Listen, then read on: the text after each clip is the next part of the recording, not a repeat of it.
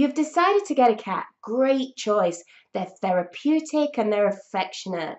But have you thought about the cost of owning a cat and what they might actually need? That's what we're going to talk about in today's video. The first thing you need to consider is the type of food that you're going to feed your cat.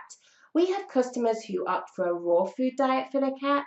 We also have customers that go for a mid-range supermarket diet, and then those that opt for a high-end vet range product. The second thing you need to consider then is what kind of toys, bedding and climbing frames you're going to get for your cat. You could have a total cat palace with hammocks and climbing frames and tunnels, or you can make it much more simple. The third thing you need to consider then is the toilet arrangements for your cat. Are you going to go for a standard litter tray, or are you going to have a plumbed in toilet for your cat? You need to decide what's best for your setup.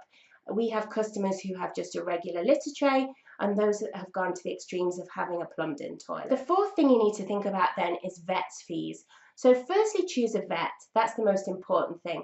Once you've chosen your vet, then you need to consider all the costs associated with having a cat. So these will include worming tablets, flea medication, spaying or neutering your pets.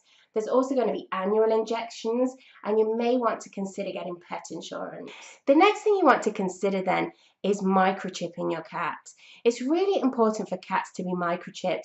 Even though it isn't currently law in Ireland, it's important in case they lose their collar that somebody who finds them can take them straight to the vet, have them scanned, and then they can be returned safely to you. The final thing you need to consider then is what's going to happen to your cat when you go on holiday. Are you going to use a friend or family member to take care of them? Are you going to take them to a cattery? Or are you going to use a cat sitter? Generally speaking, cats prefer to stay at home in their own familiar surroundings, so you may find that a cat sitter works better for you and your cat.